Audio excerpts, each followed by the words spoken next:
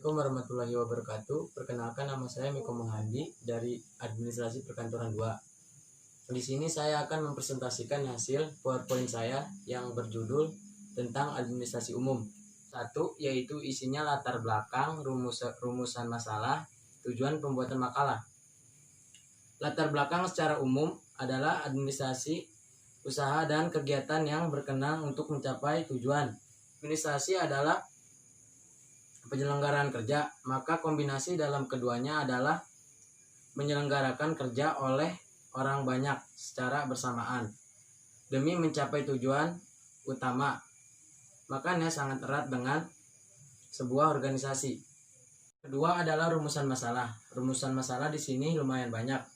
Yang pertama itu ada pengertian dan ciri-ciri administrasi, fungsi administrasi, ruang lingkup administrasi, pengertian organisasi, ciri-ciri unsur-unsur organisasi, hubungan antara administrasi, dan fungsi yang akan saya jelaskan nanti di slide selanjutnya. Yang ketiga yaitu tujuan untuk mengetahui pengertian sebuah administrasi yang tidak semua orang paham.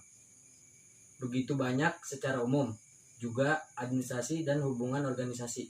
Dua, itu ada pembahasan tentang pengertian administrasi secara rinci lagi, yaitu ada secara umum, secara sempit, dan secara luas, yang sudah saya bacakan di slide pertama. Dan kegiatan yang bertujuan dengan penyelenggaraan kebijaksanaan untuk mencapai tujuan. Pembahasan secara sempit, kegiatan yang meliputi catat mencatat, surat menyurat, agenda, dan sebagainya yang bersifat tata keusahaan.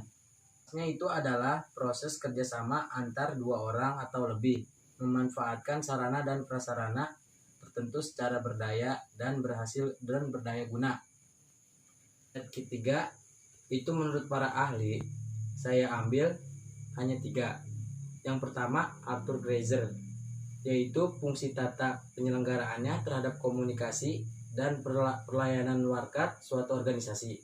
Yang kedua, George Terry, perencanaan, pengendalian perorganisasi, pekerjaan perkantoran, serta penyelenggaraan mereka yang melaksanakan organisasi mencapai tujuan. Ada Sondang P. Siagian, sebuah proses kerjasama antar dua orang atau lebih yang didasarkan atas rasionalisme tertentu untuk mencapai tujuan. Di sini saya akan menyebutkan ciri-ciri dan fungsi administrasi. 1. Terdapat kelompok manusia yang terdiri dari 2 orang atau lebih. Yang kedua itu terdapat bimbingan, kepentingan, dan pengawasan. Yang ketiga terdapat kerjasama. Dan yang keempat terdapat proses atau usaha. Terdapat tujuan. Lingkup administrasi. 1. Kegiatan kantor yang berupa perencanaan perkantoran, office planning. Pengorganisasian perkantoran, office organizing. Yang ketiga, pengarahan perkantoran, office accounting. Pengawasan perkantoran, office controlling. Slide keempat yaitu lokasi kantor. Lokasi kantor lingkungan yang aman untuk para karyawan. Yang kedua, ada bangunan. Bangunan harus memiliki fasilitas yang memadai untuk karyawan. Harga gedung yang seimbang dengan biaya dan keuntungan. Yang ketiga, ada mesin kantor. Mesin kantor disesuaikan dengan prosedur kerja, metode kerja, dan kebutuhan kantor yang diperlukan. Yang keempat, ada peralatan. 1. Perabotan kantor. Meja kursi, rak kecil, laci, dan lain-lain. Yang kedua, ada perbekalan kantor.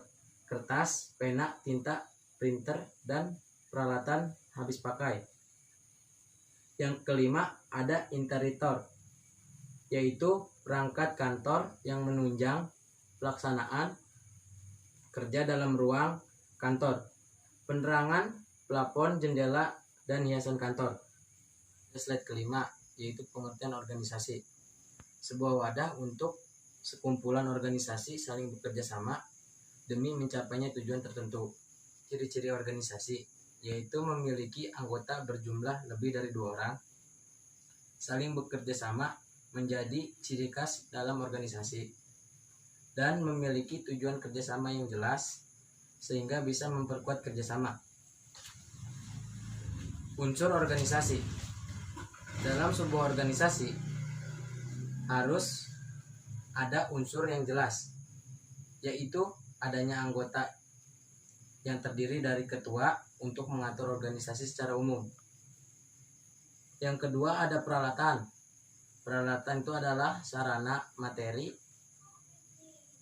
budget, dan barang atau modal yang menjadi penting dalam sebuah organisasi, yaitu planning kegiatan, perencanaan yang membutuhkan sebuah administrasi seperti pengelolaan data hingga perencanaan, yaitu ada organizing.